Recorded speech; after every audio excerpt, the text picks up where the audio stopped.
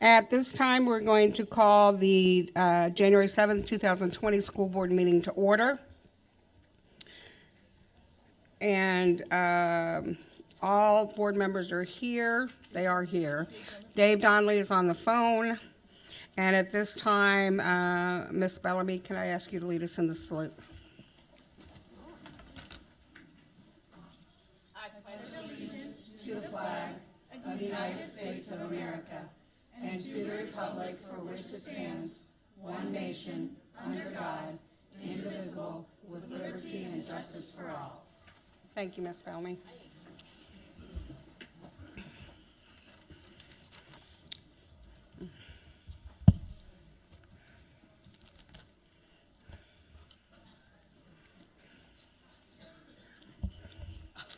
So the board, sorry, I'm looking at the dogs. It's so cute. Oh, I love that. Okay, so the board is honored to acknowledge that we gather today on the traditional land of the Dena'ina people, both past and present. It is with gratitude that we honor the land itself and the people who have cared for it throughout the generations. We want to welcome you to our meeting and thank you for attending and supporting the work of the Anchorage School District and this board. The mission of the Anchorage School District is educating all students for success in life. The board thanks students, parents, teachers, staff, school business partners, and the entire community for your investment in our district with your time, your talent, and your tax dollars. If you're unable to be physically present for the entire meeting, you may choose to turn in to the Anchorage School District YouTube channel to watch the live stream. Recordings of all meetings are also available through the agenda and board docs. So at this time, we have the approval of the agenda. Is there any dissension? No dissension, then the agenda is approved as it stands. Now for the most exciting part of the evening, and that is our focus on staff, students, and community. All right, and puppies, they said. Yeah. Thank you, ladies and gentlemen, for coming out this evening. My name is Jana Bishop, and I serve as the superintendent of the Anchorage School District. And this time in our meeting has been devoted to the last 3 years, and it was devoted by the school board to ensure that during their meetings they focus on the people who make ASD great. And of course, as our board president said, those people are our students, our families, our staff, and our community. So we thank you for being here this evening. We have two groups to honor this evening, and I will start. Would Chaplain Diane Peterson and Diane Lemon please come forward? Actually, let all our chaplains come forward. We'll be in good business now. All right.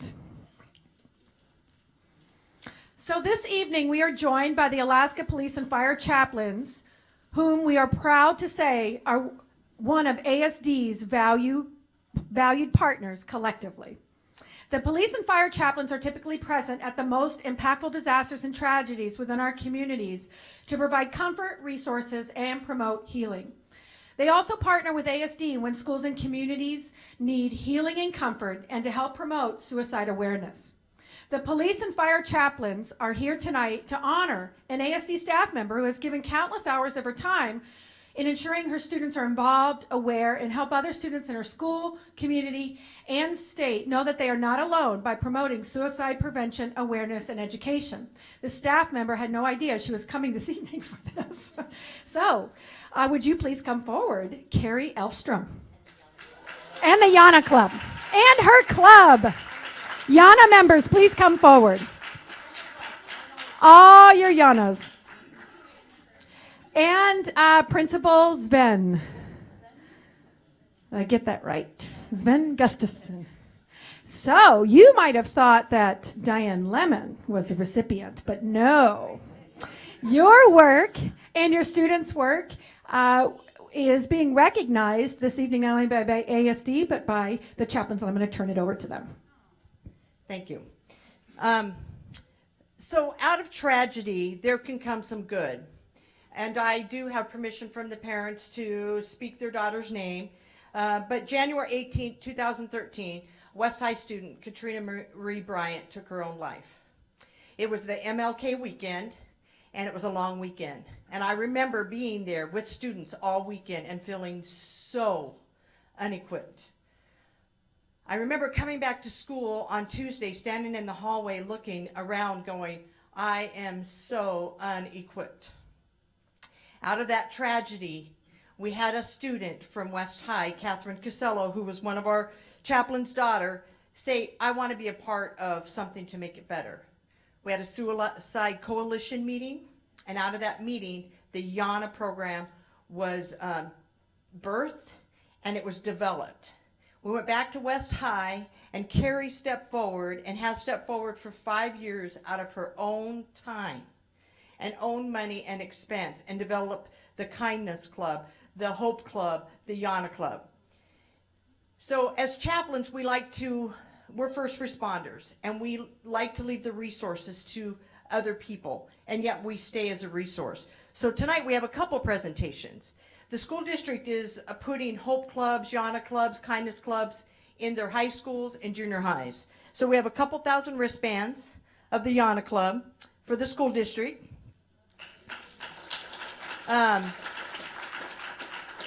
We have wristbands for West High, so you can continue on. So, we have for Carrie, her own West High water bottle with lots of ribbons on it. And then you want to hand those cones out for this is your Jana Club, part of your Jana Club from West High, who keeps it going, who does the peer-to-peer, so give them a hand, because they really make it happen.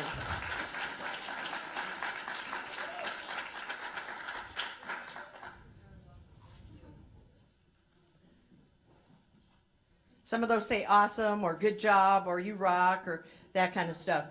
So we're very grateful that the kids, that's what makes it work, is the peer-to-peer.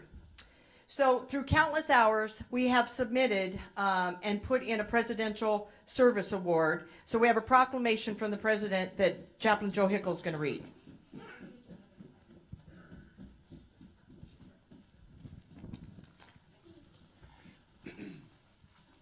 Congratulations on receiving the President's Lifetime Achievement Award. On behalf of a grateful nation, I thank you for your lifetime of service to your fellow Americans and those who most in need. Through at least 4,000 hours of service, you have ensured the continuation of America's unparalleled commitment to improving the lives of others. You have served as a model of the American spirit. Your many hours of service have strengthened the bonds of cooperation and trust that bring people together while helping to address some of the greatest challenges of our time.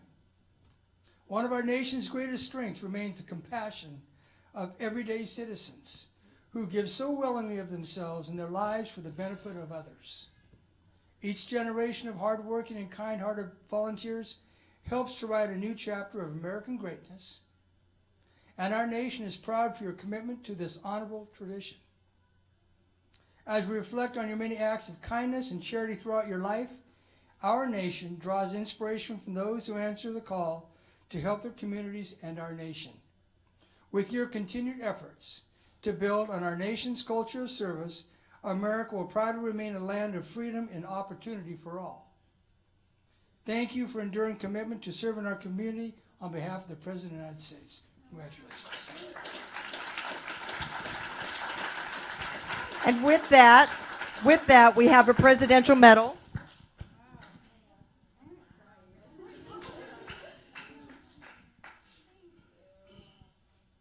Very well deserved.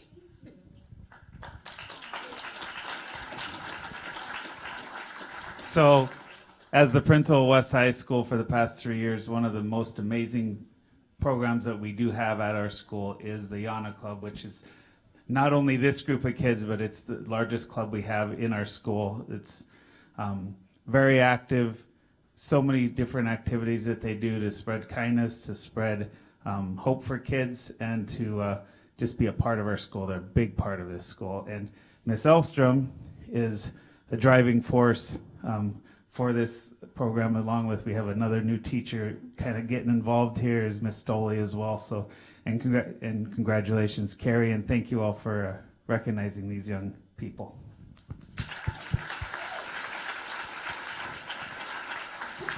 So We have a thing about allowing recipients to say something. Would you like to say something?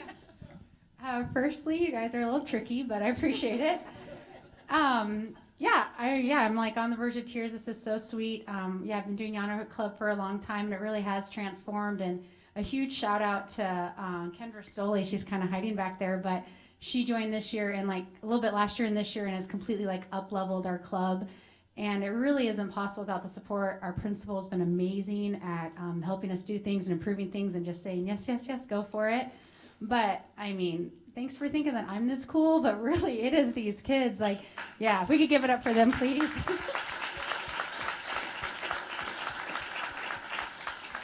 I feel very honored to be like given such a big honor, but really these kids every week, all the time, come up with ideas to raise awareness for mental health issues and just really build like kindness throughout our school. And they have student design hoodies on that say kindness looks good on you, and it really has been like a theme throughout our school, definitely over the last few years. So thank you guys for being tricky and recognizing me, and double thank you to the kids for being so awesome. And yeah, thanks. Oh, thanks for my husband for keeping it a secret too, because I don't know why he's at a meeting right now. You know, I wasn't sure what was going on, but thank you guys very much.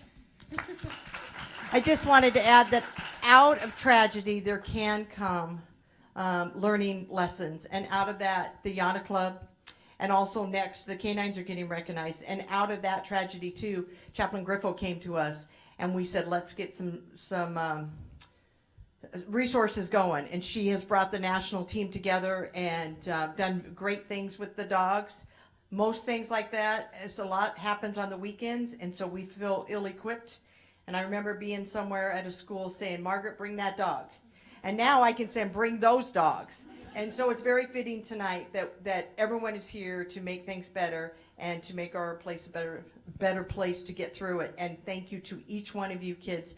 When I come in there, you high five and you got all those great things happening. So thank you. All right. And congratulations. And we would like to get a picture with you, if that's all right. Up right over here before we go to our next award. Okay. Come on, folks.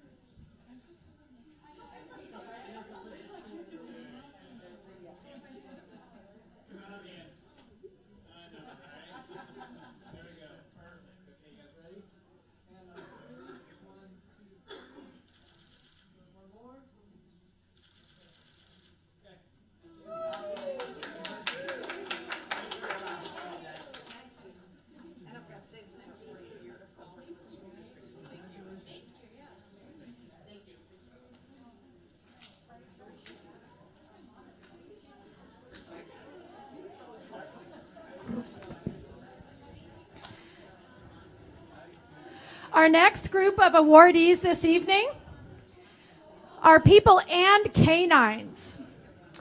Would the crisis response canine teams please come forward?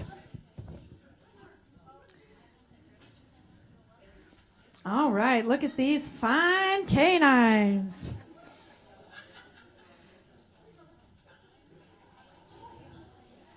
All right, we'll announce. While our friends are coming forward, I'd like to say that this wonderful group of people and dogs are a great resource to the community and invaluable to the Anchorage School District.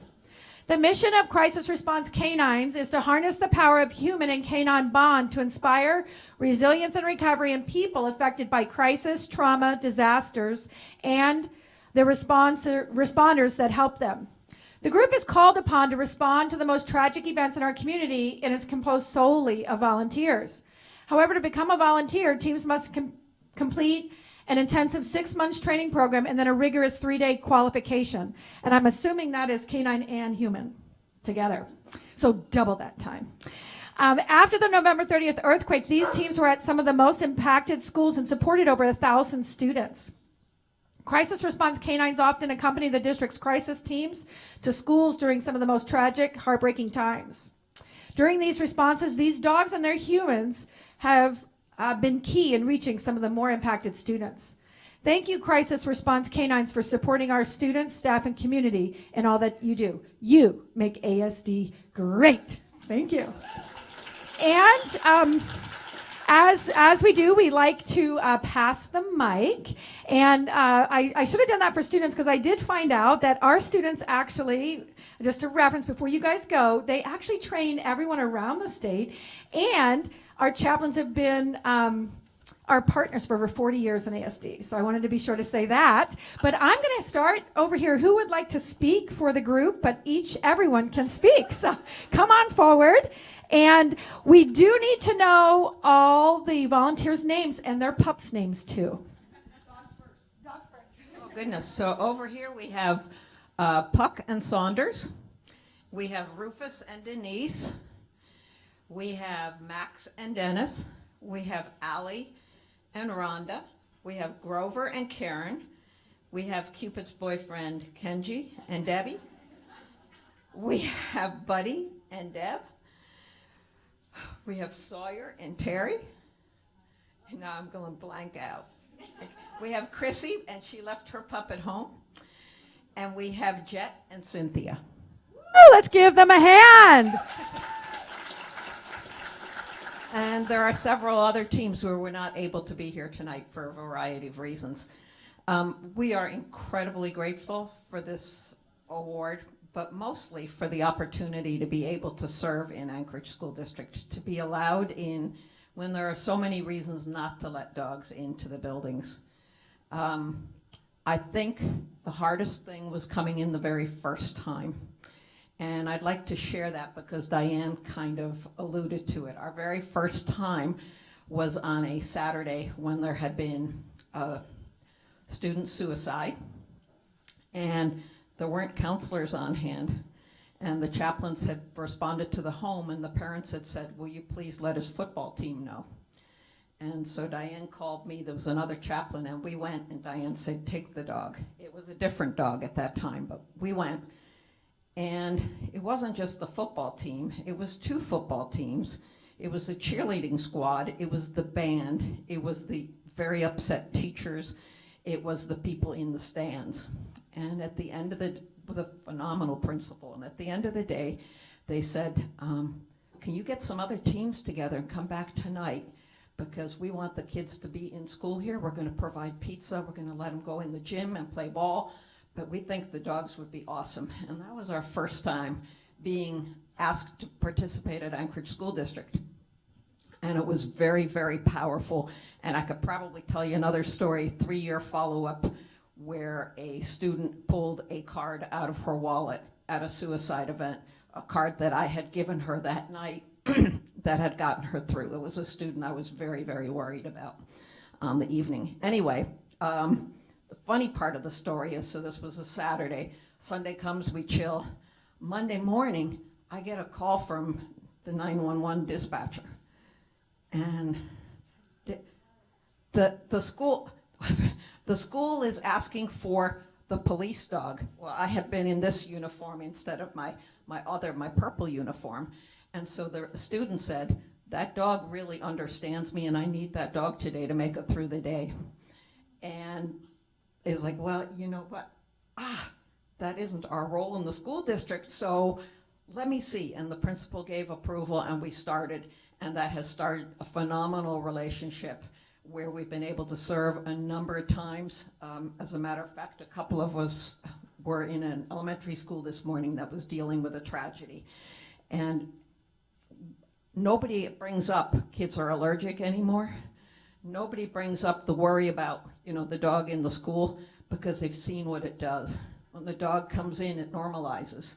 It totally normalizes the environment, and it's very safe for children almost immediately. And we don't have to do much. Thank goodness we're also trained on the human end, but the dogs do all the work, and they are the best role models, and we are incredibly grateful. Thank you very much for the opportunity to be able to come in and in a very safe, natural way to support our students. Thank you, Chaplain. I don't think I'm going to make it through another story because I guess so. The folks that nominated you for this recognition would like to come forward. Paula, you as well, to say a few words. And Grover and I will move over. I have to be really careful. I already took my first tumble in the scooter in the office, so I don't want to embarrass myself. I only did it in front of Paula then. I don't want to do it in front of the group now. But my name is Linda Self, and I'm a school psychologist with the school district. And I am part of the crisis team, and oftentimes when we do get the call, one of the first few calls that we do make is to Margaret to get the dogs to come. And I do have another story that I'm going to share. And so recently this year we did get a call to respond for a student suicide. And it was a very unique situation. It didn't necessarily involve all students in our district, but we did go. I called Margaret and said, can you come? And every time we've called, Margaret's there and team members are there. And we had a team that was already there, trying to talk with kids who were impacted, and there was one particular boy who was pretty significantly impacted. It was his family member who had committed suicide, and he, a lot of our members were trying to engage him, get him to talk, and he had his head down in the corner and was pretty much verbalizing to us he did not want anything to do with the team. So Margaret came in with Cupid, and of course got a great welcome from the students in there, and they all came and started petting her, but she spotted the little boy, the young man, over in the corner, and went right over and put her head on his lap, and he sat up, buried his face in her fur, and just started crying. And so I just think that's a powerful, shows how powerful these dogs can be in those situations, because we're all pretty well trained members of the crisis team, and we had a really hard time getting that young man to kind of engage with us, and Cupid came and there he was.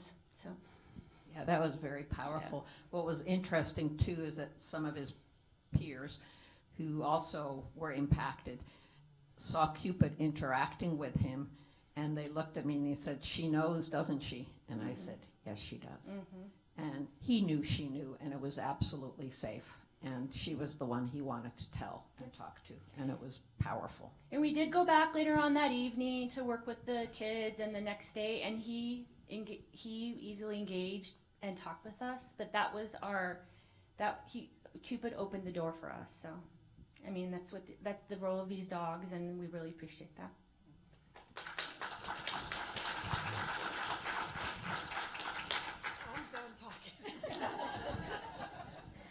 I just want to, I'm Paula Patterson, and I head over the crisis response team for the school district, and it includes both school psychologists and school counselors. And yes, absolutely, now when we get called by the head office to respond to it at a school for whatever the case may be, oftentimes our first call, besides calling our crisis members, is to call Margaret, because we recognize how great this is.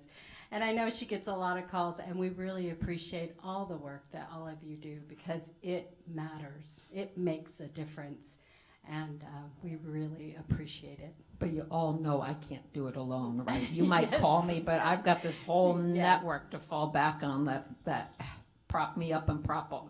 It's a great team. It is a great team. Well, ladies and gentlemen, will you help me in our Famous saying, thank you, you make ASD great. And may we get a picture with you and your pups?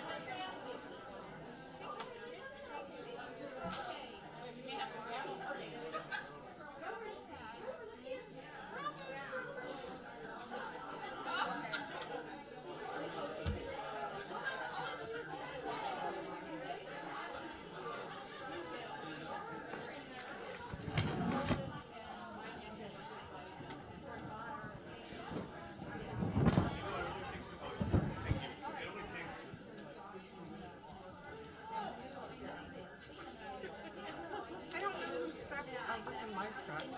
No, it's not. We have people here to testify, so I just want to make sure. Yeah, yeah. There's no military. Yep. I don't know what all that is. This is Dina's. Oh, those aren't Dina's. Oh, what happened? Okay.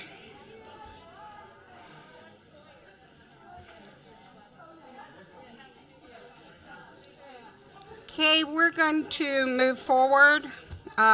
Thank you so much. Wow. Gotta love the dogs.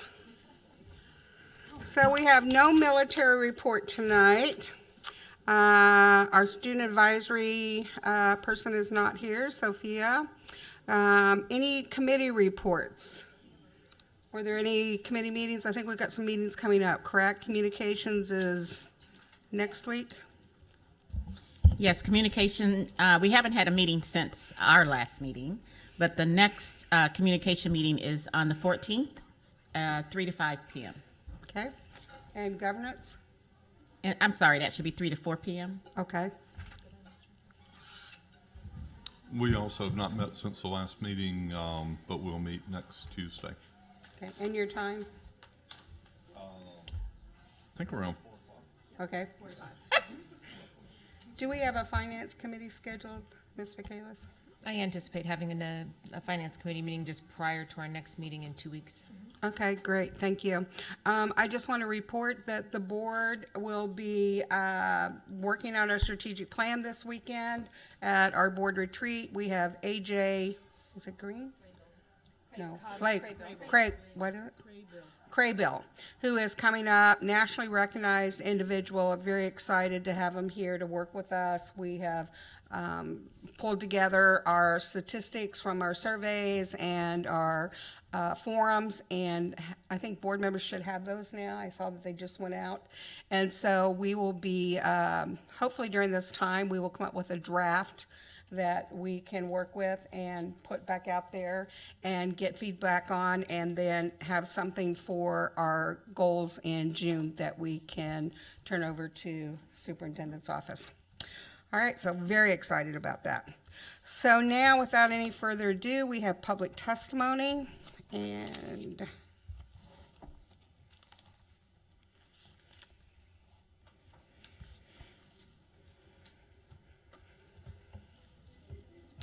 so the board welcomes public comment on non-agenda and non-action items. We value public comment as it ensures that we remain aware of public thoughts, ideas, and concerns, and helps inform our decision-making process. There is a 1-hour time slot at the beginning of the meeting. Testimony in excess of 1 hour will be heard at the end of the meeting or may be submitted in writing. We have a table up front and center with microphones available for testimony when I call your name. You will have 3 minutes to testify, and you may begin speaking when the timer appears on the screen in front of you and begins the countdown. When you have 30 seconds left, the number will turn yellow, and when the timer reaches 0, please finish your sentence. In order to provide equity to all that would like to speak, the board asks that there be no clapping after testimony, as it may intimidate others wishing to testify with opposing views or opinions. Additionally, it's not our practice that board members answer questions or engage in discussion with members of the public. This is your time to speak and our time to listen.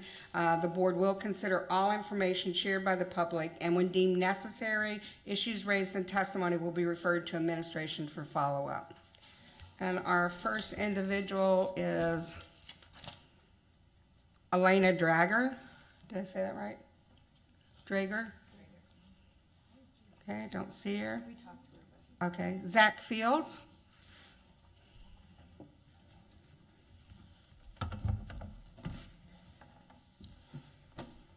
Thanks, Superintendent Bishop and members of the school board for the opportunity to testify, and thanks to members of the school board for previously delaying action on deciding this item, which allowed stakeholders to gather additional information on the issues related to FEMA procurement rules and apprenticeship.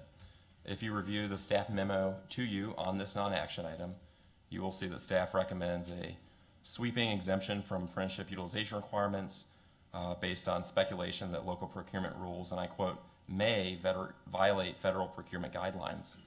That speculation is inconsistent with what FEMA itself told ASD staff and what FEMA staff told Senator Murkowski's office, which inquired about this when it came up before the school board.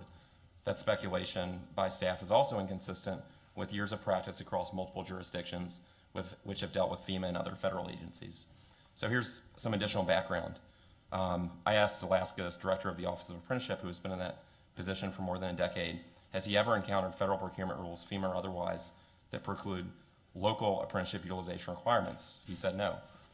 I asked the state of Washington's director of apprenticeship whether he had encountered any cases where apprenticeship utilization requirements, which in the state of Washington exist at the local, state, and port level across many jurisdictions. He, again, has worked in that position for years, and he said no, he's never seen any projects where local apprenticeship utilization requirements could not apply based on FEMA or other federal guidelines. I found an example where the LA School District has used local and FEMA money on local projects and applied local apprenticeship utilization requirements, the exact same situation facing you. I reviewed FEMA's procurement manual, which contained no prohibition on apprenticeship utilization, and actually what the FEMA procurement manual says is that FEMA should respect local procurement guidelines. Finally, and I think most compelling, Senator Murkowski's office inquired about this, and late this afternoon got an answer back from FEMA. The answer included an email chain to ASD staff, and I want to read the first sentence that FEMA sent ASD staff to Dave Whiting. Hi, David. Thank you for your question regarding Anchorage School District's apprenticeship utilization compliance requirement. To answer your question, the inclusion of apprenticeship program in ASD's procurement method does not exclude ASD from FEMA public assistance funding. The email goes on to explain, of course, the school district still has to apply with general FEMA procurement guidelines, which it always would. So based on the practices of other state, input from federal and state agencies, including FEMA itself, particularly information from Senator Murkowski's office, I think it's very clear applying apprenticeship standards will not exclude the school district from receiving FEMA money. I'm concerned that based on the way that getting FEMA money actually works, if you were to provide such a blanket exemption, you would exempt many more projects potentially than ended up getting FEMA money and would effectively gut the policy. So you have a duly enacted policy. I'm aware that staff objects to it, but their job at this point is to implement it, and I would encourage you to reject staff's proposal of exempting a wide range of projects from this standard. Thank you. Thank you. At this time, is there any other individuals that would like to testify? Yes. And if you would just state your name, please. Absolutely. Thank you, Madam Chair. My name is Joelle Hall. I'm with the Alaska AFL-CIO. First, I want to thank the board for giving us time to provide this research for you all. We know that you're going to vote on this actually on the 21st. We look forward to continuing to work with you in the interim time to continue to connect you to communities and resources who've been able to do what you're being asked to do, which is to maintain an existing policy, correctly accept and expend FEMA funds. So we will work with you together on that. Thank you for the chance to bring this information to you so that you can make an educated choice, knowing that there's many, many jurisdictions who have been able to accomplish what you're being asked to accomplish. Please feel free to interact with us between now and the time of the vote. We'll be happy to connect you to whomever you would like to speak to. We can certainly direct you to the apprenticeship directors of the states that Mr. Fields mentioned. As you might imagine, apprenticeship utilization is a common practice, and it's a law in many jurisdictions, most notably the state of California, which we certainly know receives its fair share of FEMA funds. I know, for example, that in the Paradise Fire example, there were specific debris pickup contracts that had apprenticeship utilization contracts within them that were given to the apprenticeship system for the operating engineers in that local jurisdiction. We can find examples like that, and we can probably actually direct you to some of the government agencies that were involved in crafting those procurement documents, because if that is an area of expertise that we may need to access, I would hope that folks would reach out so that we can connect you maybe to the right agencies in the other states, so that the procurement questions, so that you feel like you have some education going into writing the proposals and getting the reimbursements from FEMA. Thank you again for working collaboratively with us so that we can get you the answers that you need, and I really hope you will not give a blanket dispensation of this policy. I'm certain that there's a way to do it. If everybody else can figure out how, I'm pretty sure y'all can too. Thank you so much for your time. Thank you. Is there anyone else that would like to testify? If you could state your name, please.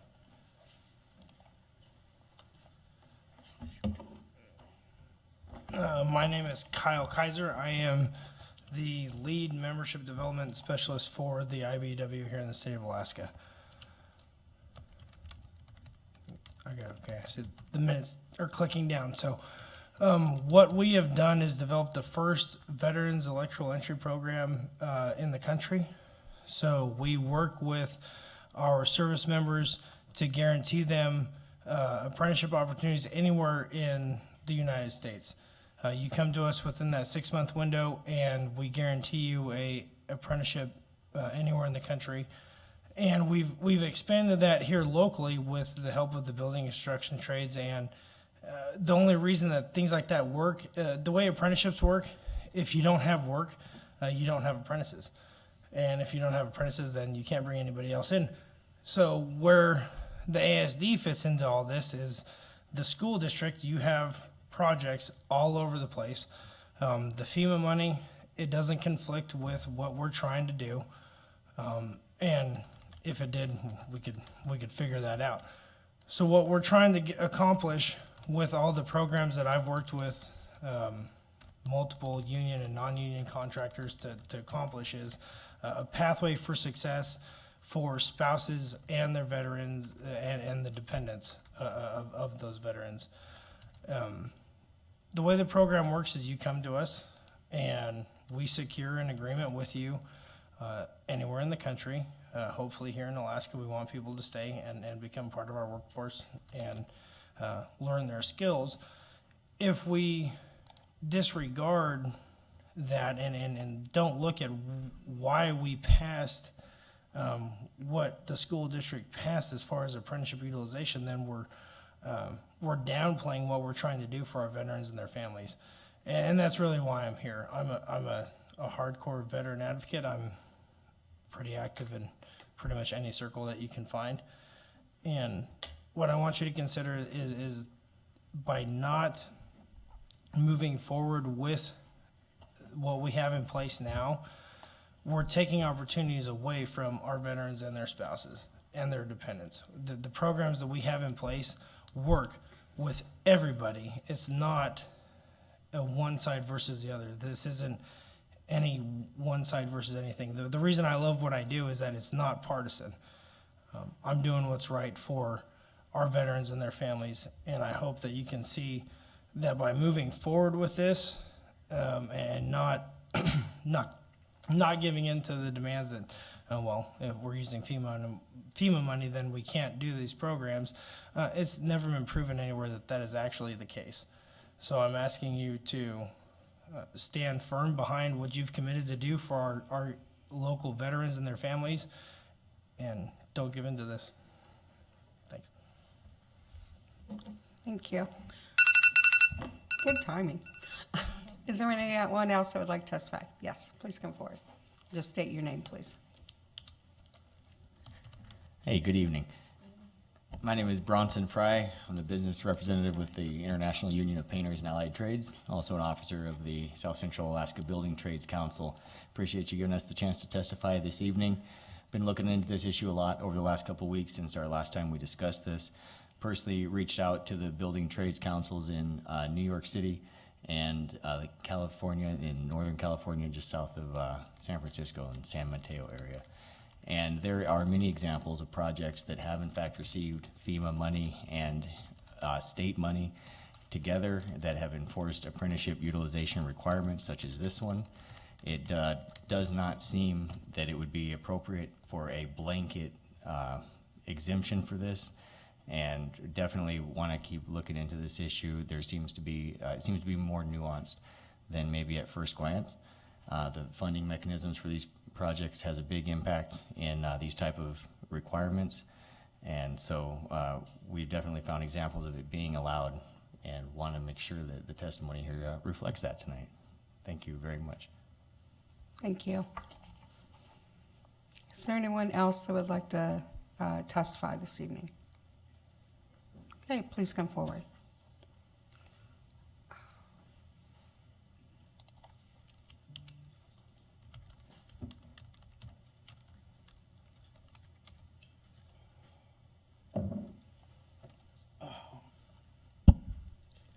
I will not be stating my name since you don't want me to state the names of your employees.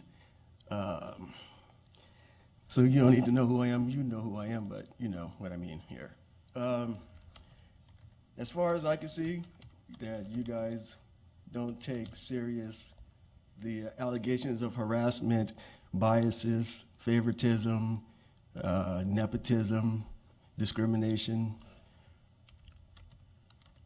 You don't take it serious because there are people in your district, in the administrations, in the schools that practice these things, and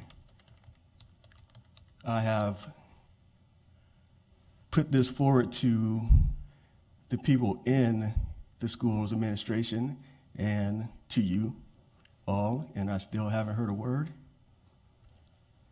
which is frightening to say the least, because you guys are supposed to be taking care of these type of deals. So I would like to welcome you to the new year, and like I told one of your members in the school district or the schools, and he gave me a trespass for this, but welcome to the new year, and this will be the worst year of your life. Thank you.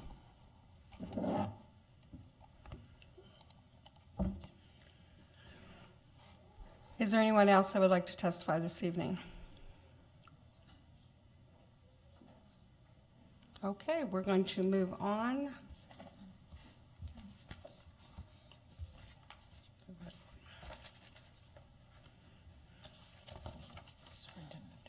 Superintendent's update. Thank you, Madam President. It's very quick.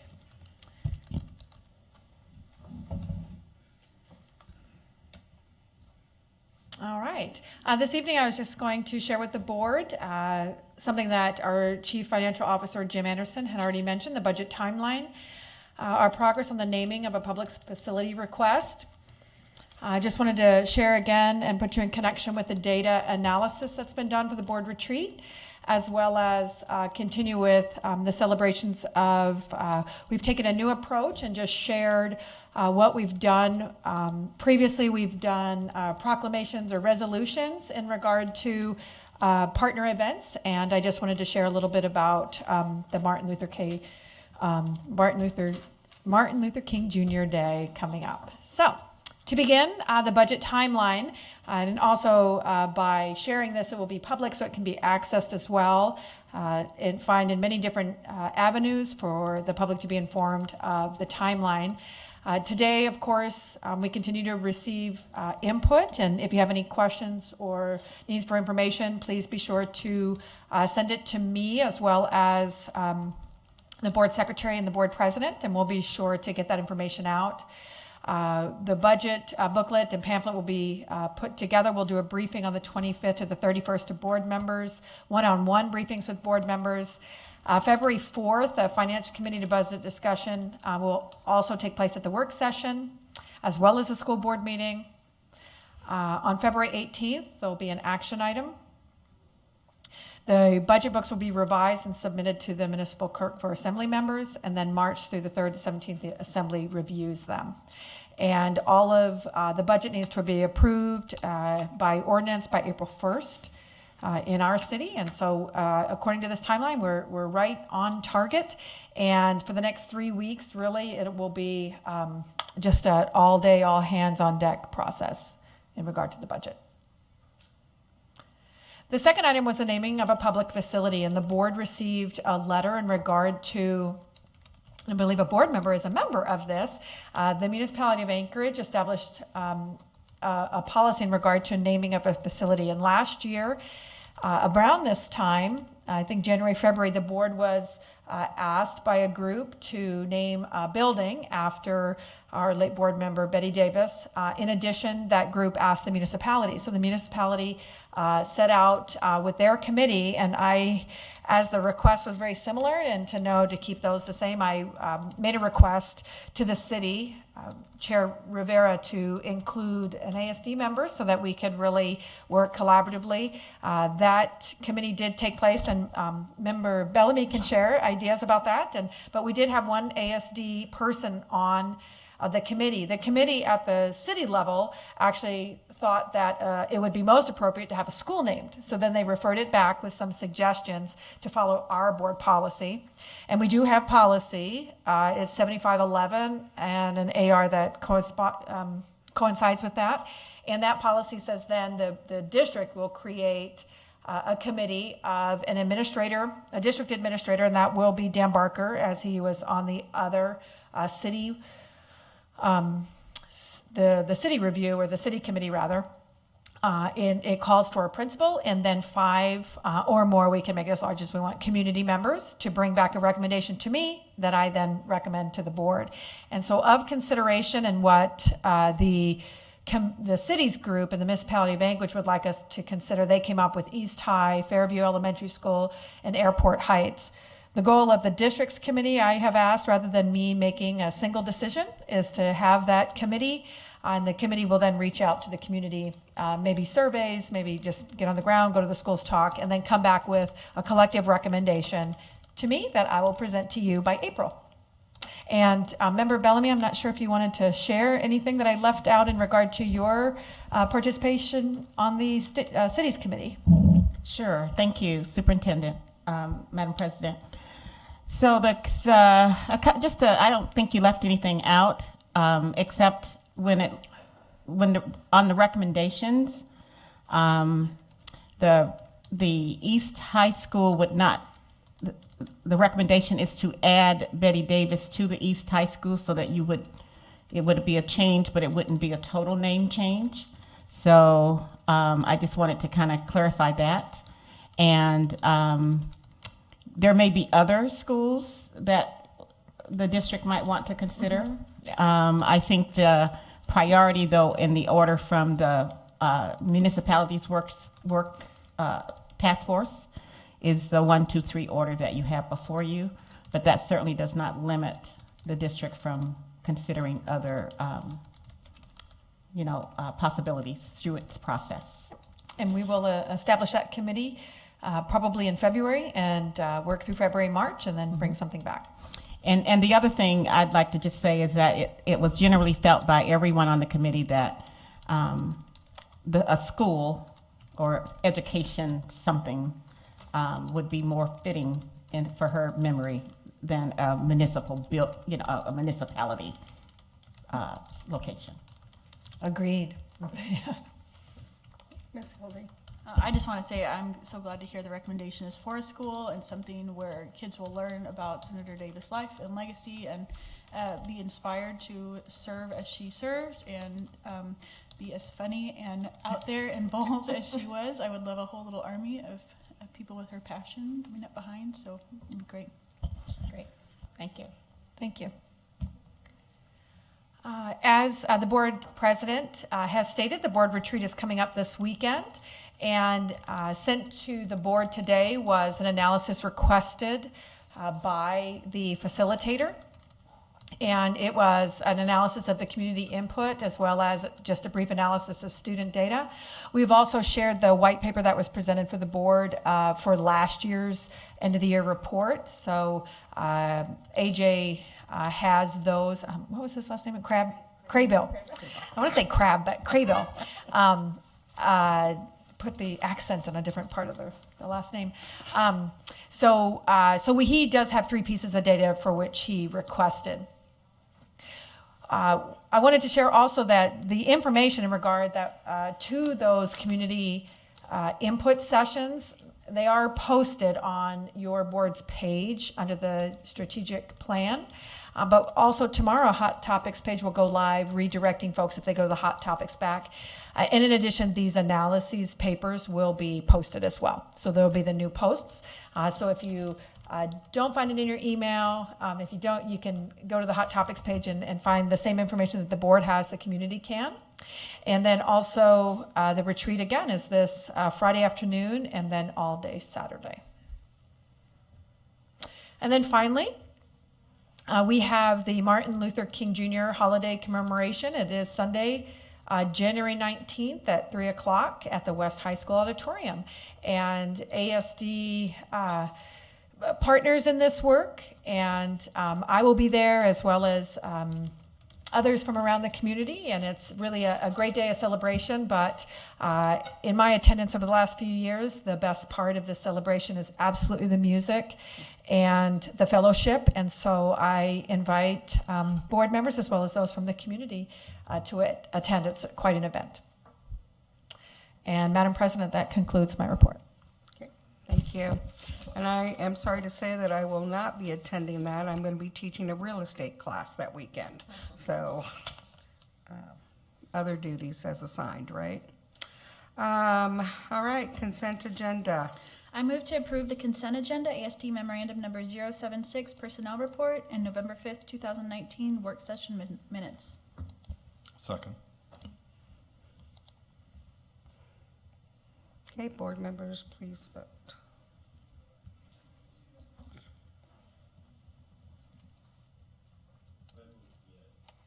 Okay, thank you, Mr. Donnelly.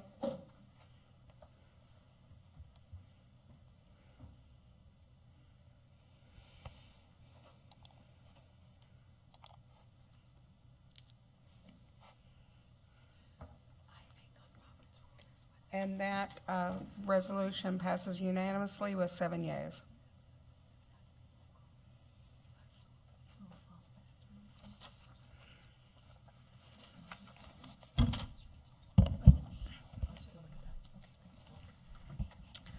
So procedures for agenda item testimony are as follows. An action item memo is first introduced by the Vice President, and if seconded by another board member, I will open the floor for public testimony. If you have signed up in advance or indicated you're interested in public testimony, I will call on you to come to the front table to speak. You have 3 minutes to talk, and you will see a timer on the screen in front of you to monitor the time remaining and inform you when you need to conclude. After all testimony closes, I will open the floor for board discussion, followed by the student board representative vote before finally calling for the official vote. The voting results will be displayed on the screen to my right. I move to approve ASD Memorandum Number 072, the attached Anchorage School District 6-year capital improvement plan for July 1, 2020 to June 30th, 2026. Second. Is there any public testimony on Memorandum 072? Seeing no public testimony, is there any board discussion? So we did talk about this in our work session, and I think we had a good conversation, but is there anything else that board members would like to ask of administration or comments they would like to make on this topic? Ms. Mitchell.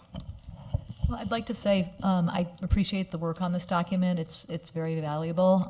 It is a little concerning that some of the things are being pushed off, but given the earthquake situation and the immediate repairs that we have to make and the capabilities that we have and the capacity we have, you know, I think it's probably a good compromise.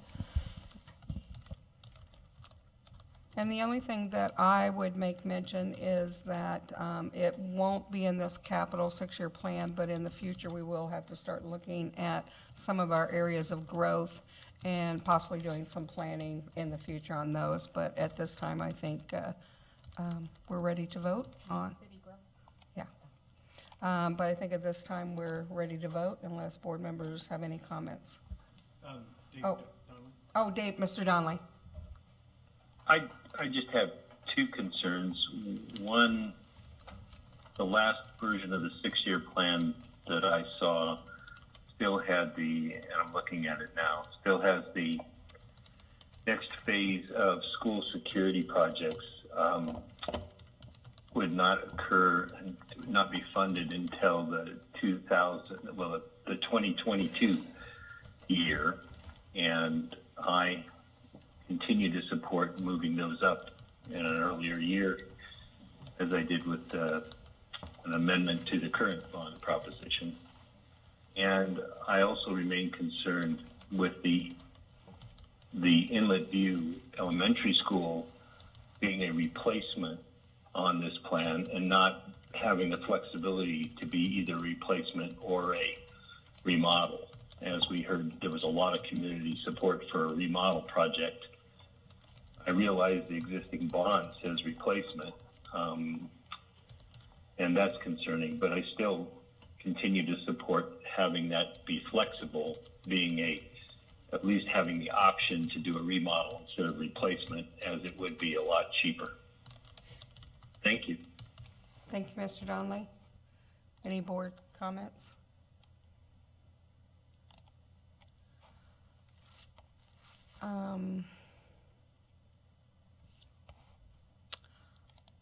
If we put a bond forward with design money for a replacement, yeah, Madam President, we did, and I could have Tom speak to that. We did, actually, Member Mitchell had requested before if that could be left open, and then under bond council, you need to claim that. I do want to share with the board at the time that the evaluation was done, remodel and replacement were both considered, given the life of the building and the investment of our community for the life outward from the time we touch it into the future. The best value for the dollar was the replacement over the remodel because of the cost of the remodel, because the building is so old. And so that's why the replacement what was recommended for the size as well, the area of the school. In addition to that, when this building was built, there weren't specs for special education classrooms, things like that. The new specs do call for that, so we would need to have it grow a little bit in regard to the specialized classrooms, and that would take up the green space. So in addition to those items, Mr. Roth, if you could add any other additional comments. That was just in my memory from Board Member Mitchell's questions that were presented at a previous meeting. Through the board president to Dr. Bishop's comments. So I did look at numbers again just to confirm within the attendance area for Inlet View, there are 320 students of that number. 168 that are attending Inlet View live in that area, in addition to the other students. So they have 251 students attending the school right now that has a program capacity of 170 kids, where they have 320 kids, again, that fall within that attendance area. I understand that many of those kids are going to other schools, but again, given that total population, the building can't accommodate the number of students that could potentially attend it. It is also, as the superintendent mentioned, it's an aged building, probably, if not the oldest, one of the oldest buildings in the district. So that was what lent to the recommendation, not just by the administration, but also by Western Demographics, that school be replaced.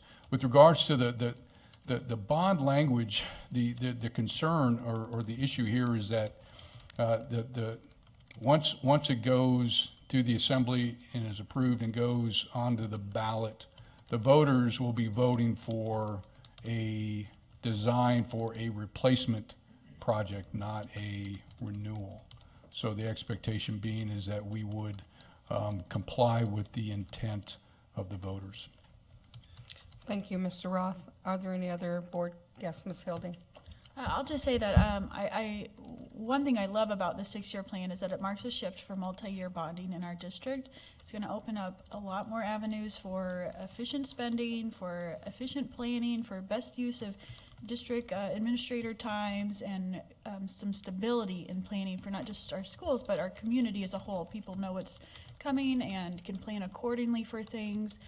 So I'm very pleased for the shift, even if everything isn't, my perfect choice or combination, right? This is all about compromise and finding what works, the best combination. But this is a good way forward for our district, and I'm excited for the possibilities. Thank you, Ms. Hildy. Okay. All right, well, if there's no other comments, board members, please vote.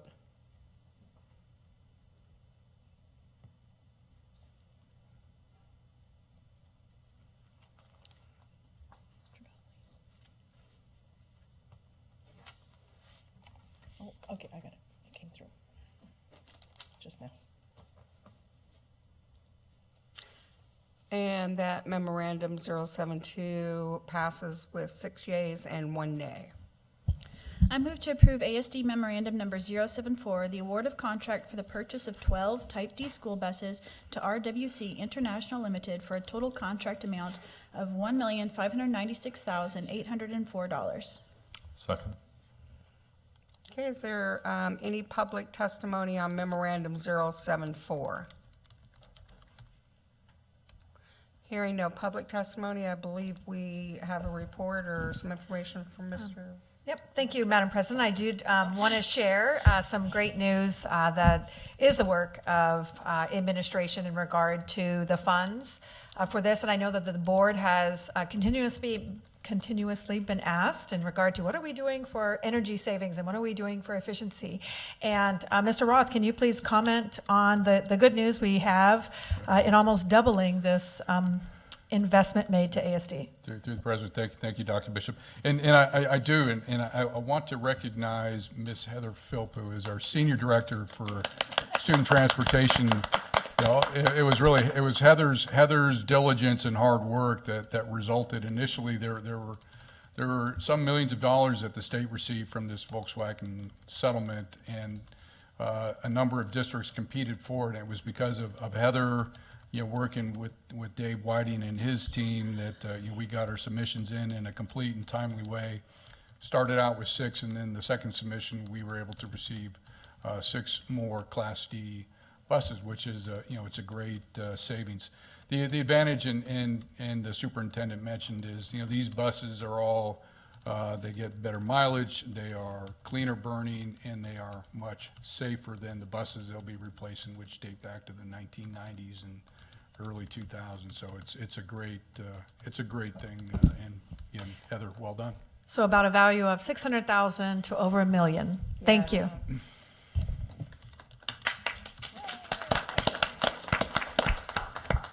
Just one more example of how you make ASD great. All right. Any board discussion? I got sidetracked. No board discussion. Board members, please vote.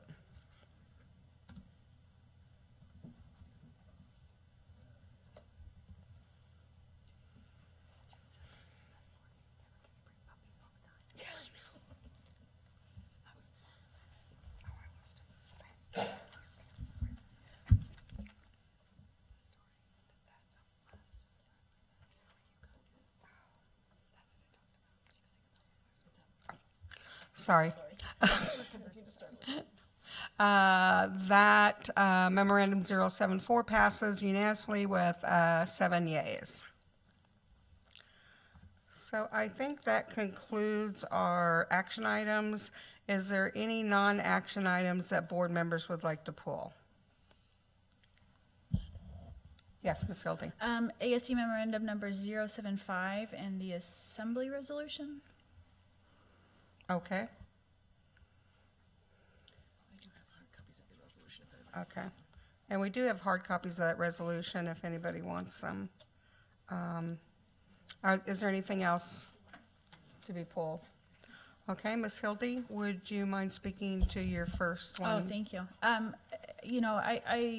heard a lot of good testimony today saying that this apprentice policy has not conflicted with FEMA and other districts, and I think that's great if that's something that can happen here, but it doesn't get to the heart of it, how much time and energy has been put into this. And somebody said, well, maybe we can find a way forward. Maybe we can, but is this advancing our strategic goals? Is this within our budget?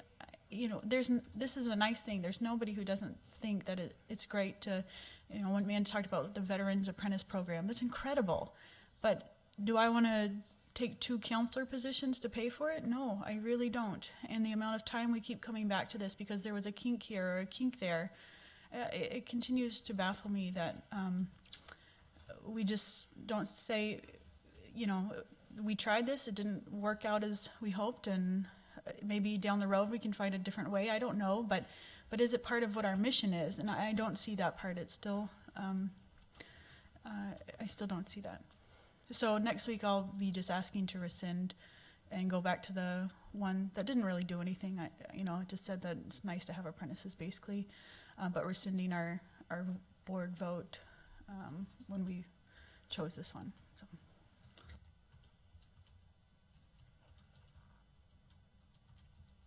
Any other board comments? Ms. Mitchell? I guess I feel like this is still a relatively new policy, and I don't get the sense that it isn't working.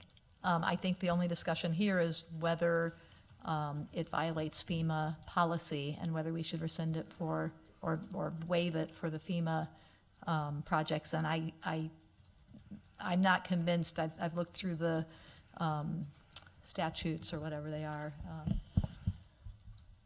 the federal guidelines. 200, 317 through 326, the procurement standards, the federal procurement standards, and I don't see anything that precludes us from using apprentices.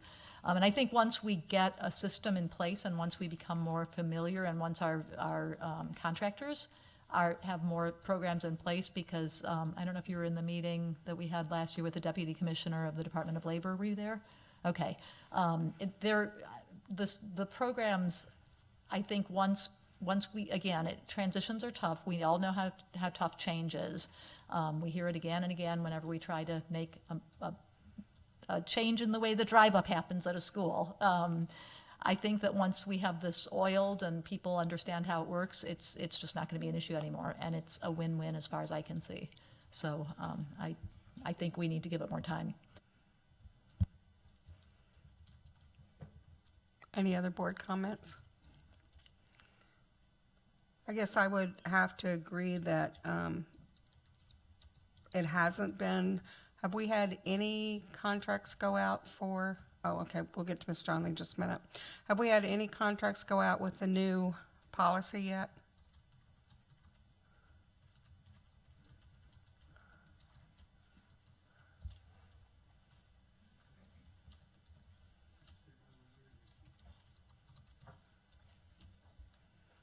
Thank you, Mr. Whiting.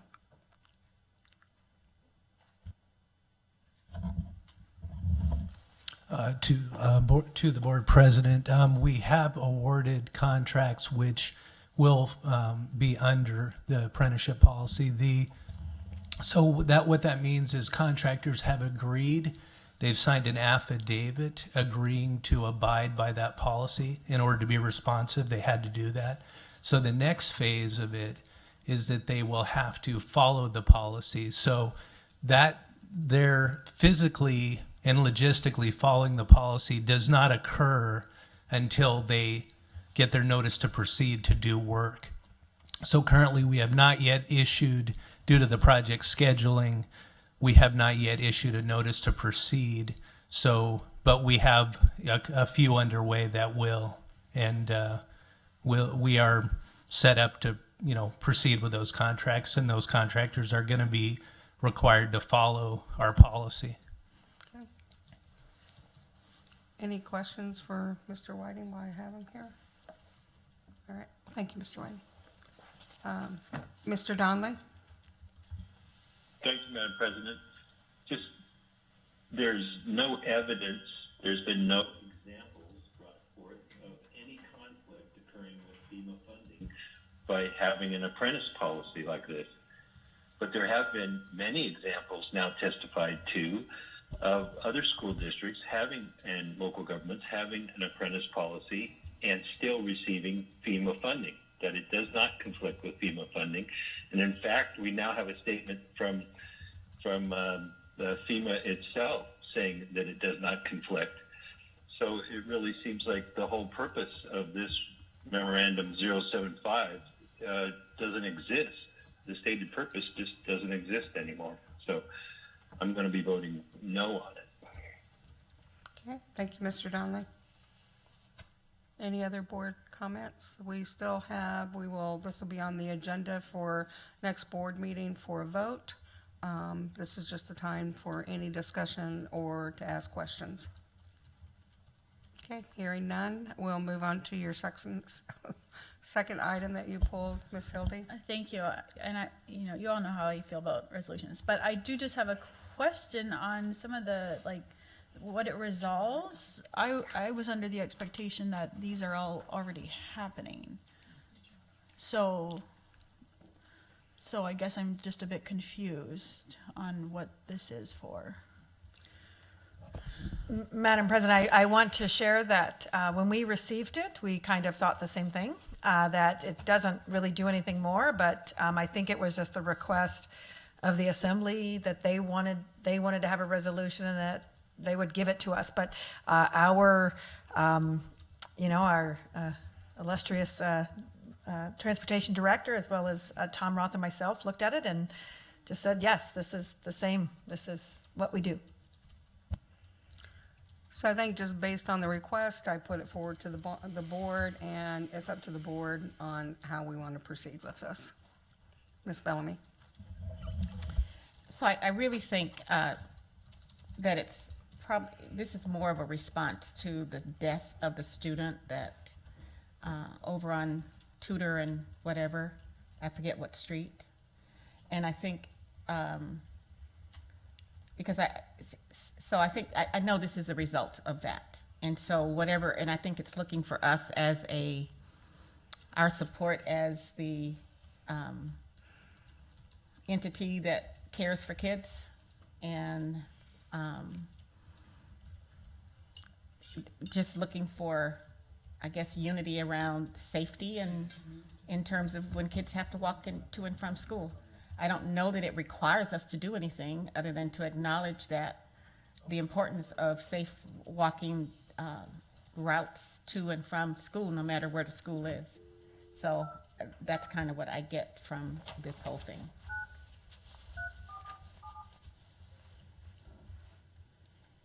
Ms. Mitchell? I don't think it requires. I just have a question. Dr. Bishop, is the distance for busing that it's 1.5 miles? If kids are within 1.5 miles of a school, we're not required to bus them? It's a statutory requirement. It's actually not even a statutory requirement because you don't have to give busing, but I would request assistance on this one. Thanks, Heather.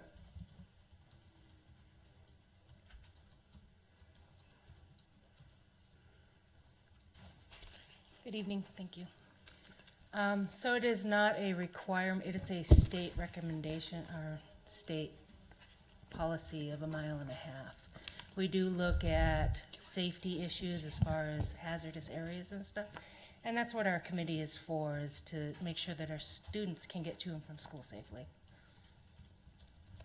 I just wanted to confirm that because as I was thinking about this the other day, I just thought, especially with how cold it's been lately, and I know that, occasionally we lived about 0.5 mile from where one of my children went to school, and we walked to school a lot, and there were many times we literally had to walk down the middle of the street because the sidewalks weren't plowed and there was no other place to walk. And 1.5 miles just seems like a long way here with our darkness, but it is what it is. We do get a lot of requests from the community that we look at often. We have to look at it across the board for every school, every student, so depending on age group as well. Mr. Holloman? I was going to say, part of this, I think we discovered we had a committee that functioned when this was brought up, but it's more of an internal committee that's not soliciting input from the public. It's what I would call kind of a technical committee of people with expertise that try to work out a solution within our policies and within resources. But I think what's really lacking is conduit for the public to raise concerns and feel like they're being heard. The board right now, I think, sort of acts as a pass-through. It's like, well, we'll turn it over to you and see what you say. I think it's been unsatisfying to the public.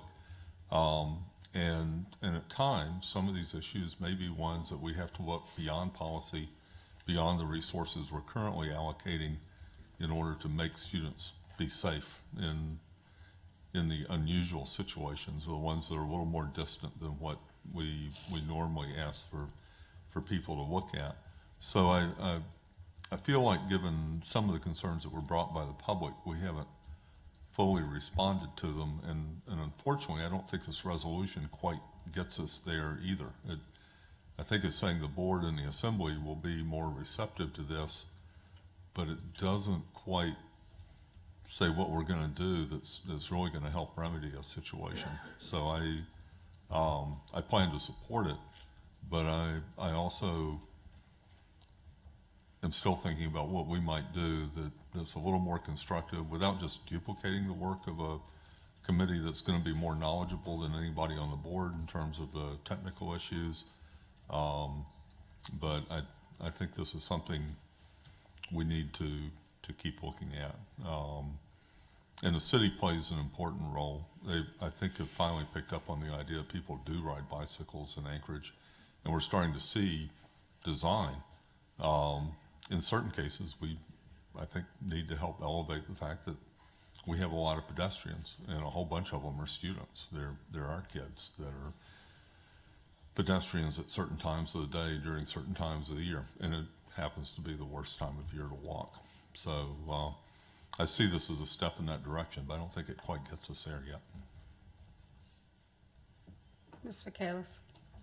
I guess following up on Board Member Holloman's statement that he plans to support this, or you're thinking about supporting this, it's not out here on the agenda in a way that's for us to vote for or against in a way. It's just out there. So is it just out there for informational purposes only at this point, or is this something that is intended to be forwarded to governance in some way? Or I guess to Member Hildy's thing is, what is the intention of this being here and where does it go? Well, I think that's up to the board. Yeah, I mean, I put it out there for what would the board like to see happen with this? What would be the intentions of the board? And I agree with Mr. Holloman that we need, I probably wouldn't support this resolution because it's not action.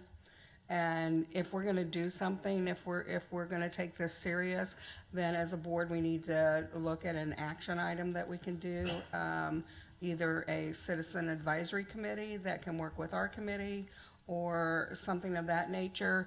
But this really doesn't do anything except state what we're already doing. It doesn't commit us to really anything. It's just status quo. And I would like to see us as a board to, maybe we can take this up in committee, I don't know, but I'd like to see us take more of an action on this because it has been something that we've heard from the community quite often on. And I think there is frustration that whether it's us or someone else that takes the action, I think that the school board should take some type of action item on this to show that either through an advisory, citizen advisory committee that can work with our committee and hopefully addressing some of these concerns with our school district or something else, but I'm open to suggestions. But I think this resolution really doesn't do what the public is asking us to do. Mr. Holloman. Just as a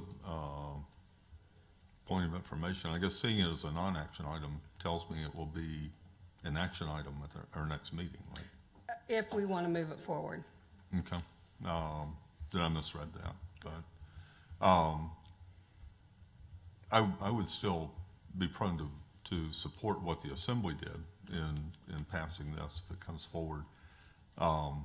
But it also is something that we could take up in governance if we want to establish a committee.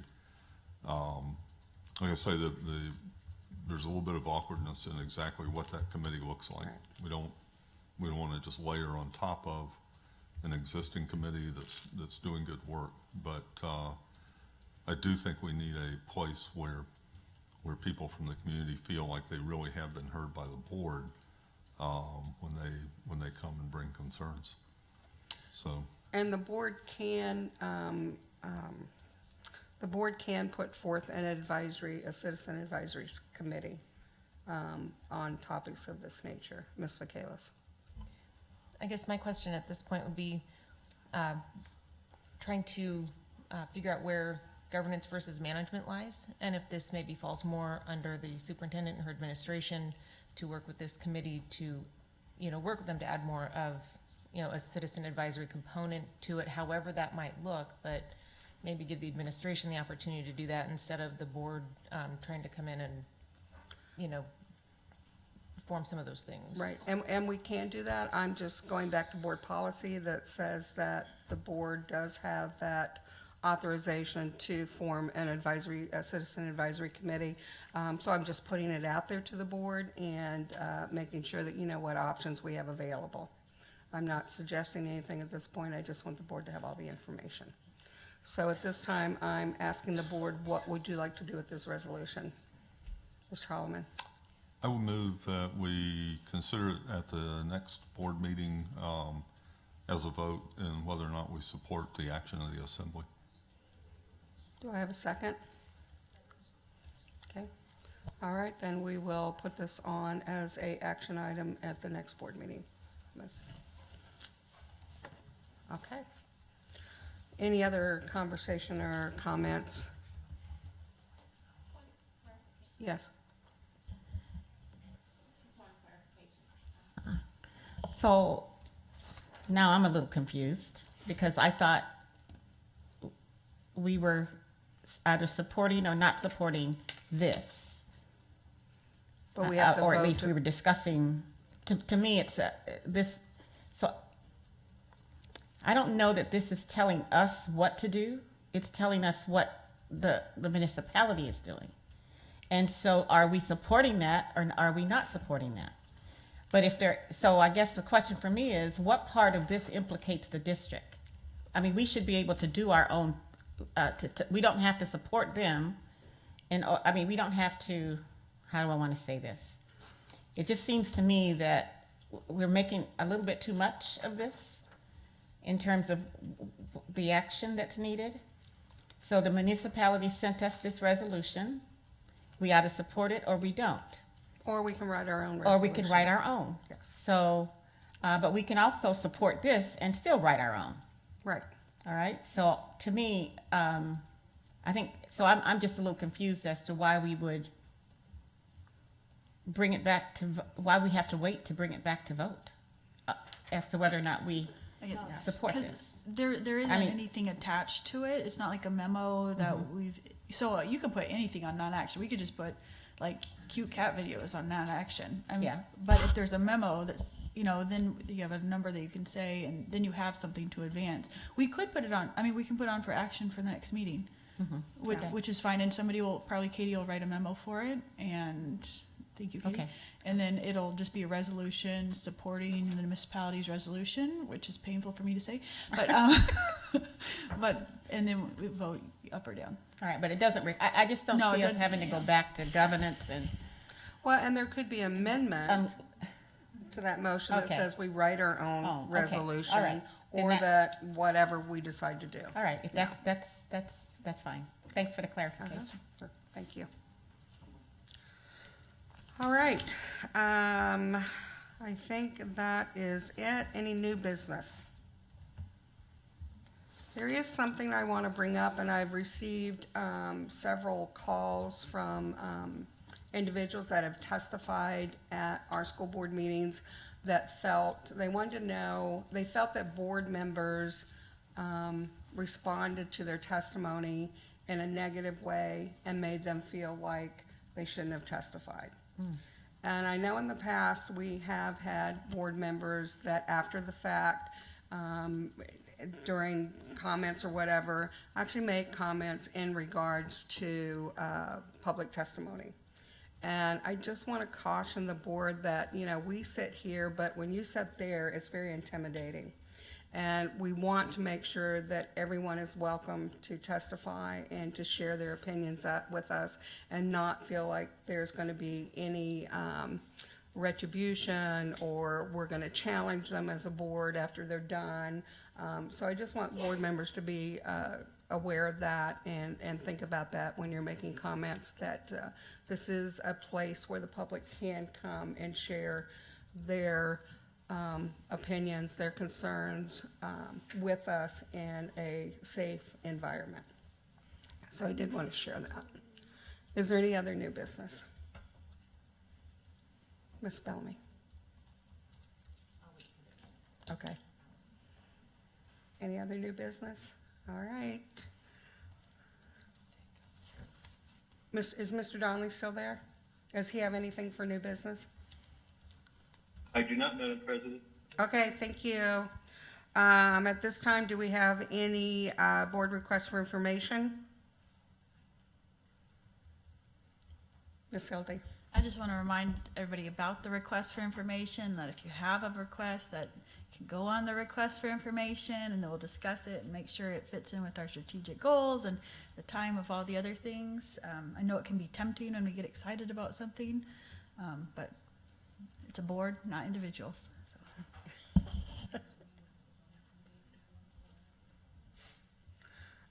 So at this time then, if there's no other discussion on RFIs, this is our last time for public testimony. Is there anyone that would like to testify? Okay, seeing none, we're going to go on to school board administrative comments and communications. And I have one. I was out at the school the other day when it was -15, and I see our teachers and our staff out there, and you know, they're freezing, and they're waving traffic. They're making sure that our kids are getting into the school safely. They're greeting them, and it's just a reminder to me that our staff and teachers do so much more than what we think they do, that they are there for our kids. They're there to make sure they're safe. You know, it's all those duties assigned above or whatever, but it really hit home to me exactly what our staff, our teachers, I mean, everyone that works for ASD does and goes above and beyond. And I just want to say thank you. Yes. Madam President, may I request Dr. Stock to just do a brief update in regard to the wellness? Okay. Yes, thank you, Dr. Bishop. The board has received, I think, at least one email from a parent, a member of ASD 60, asking about the board policies and what's coming forward. And I have met with those two individuals who've been very prominent in that. And I did let them know that, of course, the board can work on policy anytime they want to, but as far as the wellness initiative, the data, the preliminary report from the focus groups from Dr. Cohen is in draft form and done on the focus part, where she came and met with staff and families and worked for 3 days in the district talking to people. She's got the qualitative report study piece done. The quantitative piece, where they look at the surveys from the students and put that together, that won't get started till January 16th. So my recommendation to Dr. Bishop and probably to the board president when they put together their work for February is that we probably won't be able to do the preliminary report on all of that work she's done until probably the first meeting in February. And then somewhere there in February, then I think you'll have evidence of how this pilot has gone, at least for the first semester. That won't stop the pilot. The pilot continues. We have other surveys planned for March or April for the students, where we then, you know, look at the differences between the first one and the second one and those kind of things. There's other quantifiable data that we want to try to pull in terms of attendance records and other kinds of things that go with it. So There won't be any real report from that group till probably February from me when it's all done and the board has seen it, then we'll look at releasing it to the public on the Hot Topics page. Thank you, Mr. Stock. That definitely has been a question we've been faced with, so I appreciate that. Yeah, Thank you. You're welcome. Any other board, Mr. Holloman? Yes, I was going to tag in on what you said. I had the opportunity to have an extended conversation with one of our first graders over the weekend and asking her what school she went to. And I said, oh, I know someone at that school. And she goes, oh, I know her. She's awesome. She helps me get across the street every morning when my parents bring me to school. And I'm also struck by so much of the recognitions that we do, the things we truly honor, aren't about instruction in a class. I mean, instruction in a class is sort of the core. It's our excuse for running this whole organization.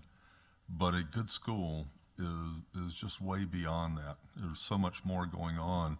And when you talk to our students, those are the things they start talking about. Those are the things that they're really excited about. And it's, I hope we don't ever lose sight of that. Our goal should be to provide the resources and the time to do that core part, but leave enough time and everything left over for all those other things to happen. Also wanted to say that a week or two ago, I took the walking tour of Greening Middle School. I would highly recommend anybody that hasn't to do so if they possibly can, and anyone in the public as well. Just gives you a real good perspective on why things happen the way they did there. I'm sure it was a frightening place to be during the earthquake, partly due to the remarkably heavy, I think probably expensive and still ugly facing material that they had that kind of rocked against itself and crumbled. I just kind of trying to figure who designed that. That was a great sales job. But I also was struck by the fact that there's huge value in that building, that it would be, I think it would be a shame to walk away from that and not make use of it, given that it sure appears that we can do that safely. But if anyone hasn't, I really would urge you to get out and see it up close and get an idea of what it really looks like. The staff and the engineers that were there did a great job of showing what went wrong and what went right and answering any and all questions that people had. And anyone you know from the community out in the Greening, Chugach, Eagle River area, it would be great if more people participated in it and got to walk through and actually see it at this point. So hopefully everybody saw the calendar item that there is an opportunity this Thursday at 3 to do another tour of Greening. Is that open to the public, Katie, or is it? I'll answer that. Certainly we could accommodate, but because there's hard hats and things, we would need to have prior notice. And this really is for the Greening staff initially, and so we are inviting others, but just open to the general public is probably not at this time, but we could do another one. We really are reserving the majority of spots for the Greening staff. So I just, one last minute, I told Ms. Michaelis that we would be out of here by 8 o'clock, and so we got a few minutes. She was asking for a time limit. I thought we could do it by then. I'm going to be sending the board members a link to our facilitator, AJ, where he received a national award, and the man is just amazing. And one of his comments is what in your adult behaviors have made it harder for your students to be successful? And the main thing was mindset. And so I just want to leave everybody with that quote from him, and hope everyone had a happy new year, and look forward to seeing you safe and sound at our next board meeting. Do I have a motion to adjourn? Do I have a second? Okay, we are adjourned. Thank you.